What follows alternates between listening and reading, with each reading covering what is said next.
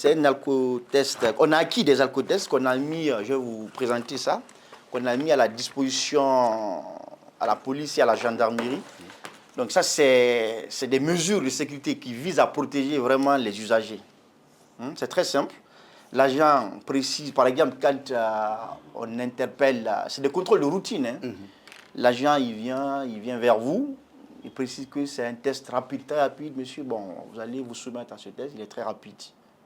Mais il est obligatoire. Quand on va commencer, le test va être obligatoire. C'est des contrôles inopinés. Il ne faut pas que les gens se sentent visés. C'est juste pour dissuader un peu les usagers à conduire en état d'ébriété. Nous avons également des tests aussi pour la drogue. Là aussi, nous allons expérimenter. Vous voyez, nous sommes équipés pour 2026.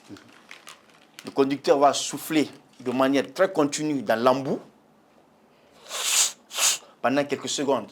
Ainsi, l'appareil va analyser l'air. Il sort de la bouche? Oui, il analyse l'air et affiche le résultat. Le résultat s'affiche là. Donc, quand le résultat est affiché, quand le test est négatif, le contrôle du résultat est négatif, on vous dit, bon, c'est bon, allez-y. Et quand il est positif, là, il va falloir... On vous descend?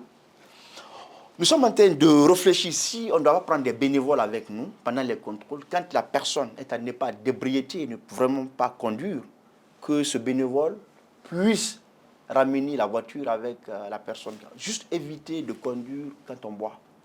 On va essayer de faire comme ça. Je pense que c'est des mesures qui sont dissuasives. Ça va amener vraiment les gens à éviter de boire et prendre le volant. Si par exemple ils sortent en groupe, on peut dire, bon, moi je m'abstiens, je ne vais pas boire, pour que les gens puissent rentrer tranquillement, sains et saufs.